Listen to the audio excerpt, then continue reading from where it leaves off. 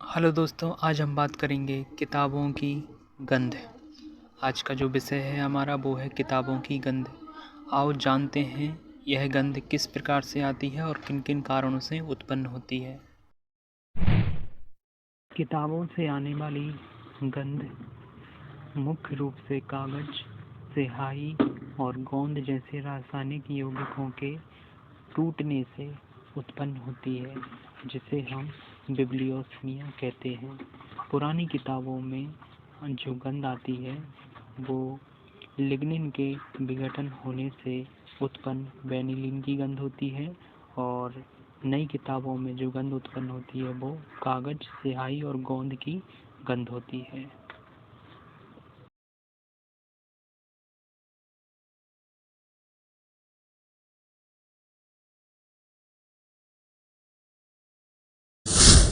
किताबों में जो गंध होती है वो निम्न प्रकार की होती है और इससे अधिक भी हो सकती है। पुरानी किताबों की गंध। नंबर 1, रासायनिक विघटन। समय के साथ साथ कागज में उपस्थित लिग्निन और सेल्यूलोज ये दोनों विघटित होने लगते हैं और वाष्पशील यौगिक छोड़ते हैं जो गंध का कारण बनते हैं। जैसे ही हम पुस्तकों को खोलते हैं तो हमें इनकी गंध सूंघने को मिलती है, इसलिए हम बोलते हैं कि पुस्तकों में से किस प्रकार की गंध आ रही है।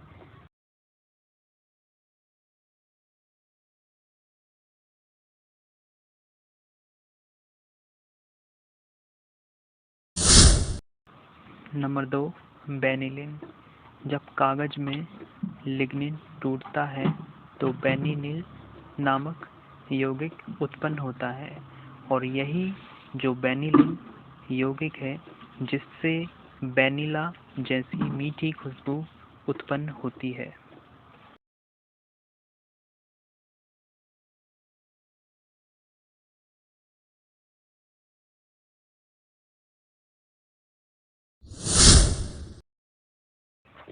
नंबर 3, तारपीन यौगिक। तारपीन यौगिक का उपयोग कागज को मजबूत और जलरोधी बनाने के लिए किया जाता है। इससे भी गंध आ सकती है, मतलब कि अभिज्ञ बनाने के लिए किया जाता है। नई किताबों की गंध। नंबर 1, नई किताबों की गंध। स्याही और गोंद। जब किताबें बनती हैं तो उसमें स्याही और गोंद जैसे ताज़े रसायनों का उपयोग किया जाता है। इन कारणों से भी गंध उत्पन्न हो सकती है।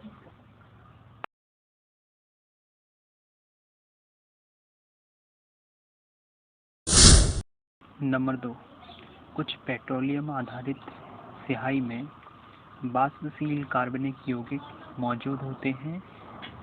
इन विशेष यौगिकों के कारण गंध उत्पन्न होती है और ये तीक्ष्ण गंध होती है।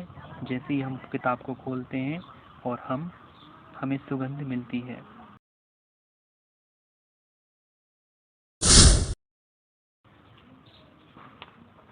अन्य कारक।